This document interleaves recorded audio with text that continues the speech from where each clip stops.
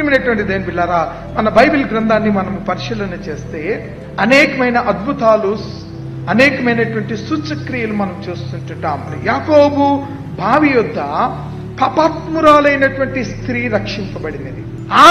ఆమె రక్షింపబడలేదు. అక్కడ యేసు ప్రభువారు ఆమె యొద్దకు రావటం వలన, ఆమెతో మాట్లాడటం వలన, యేసు ప్రభుతో ఆమెకు జరిగినటువంటి ఆ యొక్క మాటల భావం వలన ఆమె జీవితంలో రక్షణ అనుభవాన్ని ఆమె పొందుకోగలిగినది.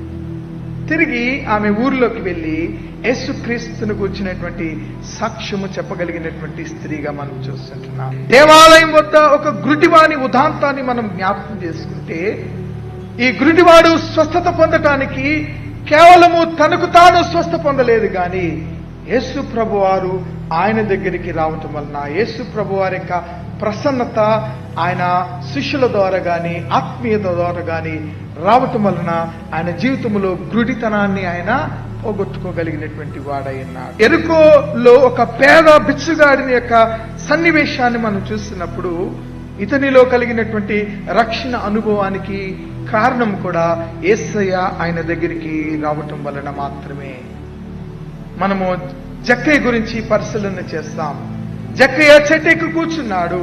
యేసు చెట్టెక్కి కూర్చున్న జక్కయ్యను పిలుచుచున్నాడు, నీవు ఇప్పుడే దిగిరా, నీ ఇంటికి రక్షణ వచ్చినది. నేను చెప్పిన ఈ ప్రతి ఉదాహరణలో యేసు ప్రభువారు ప్రత్యక్షముగా పరోక్షముగా ఆ వ్యక్తుల దగ్గరికి, ఆ స్త్రీల దగ్గరికి వెళ్ళి ఉండటం వలన వారి జీవితంలో రక్షణ అనుభవాలు, అద్భుత సూచక్రియలు జరిగిన సన్నివేశాన్ని మనం చూస్తున్నాం. మన శ్రమలో, మన దుఃఖములో, మన బాధలో యేసయ్య మన దగ్గరికి వస్తే మన జీవితంలో అద్భుతాలను మనము పొందుకోగలిగినటువంటి వారమై ఉన్నాం.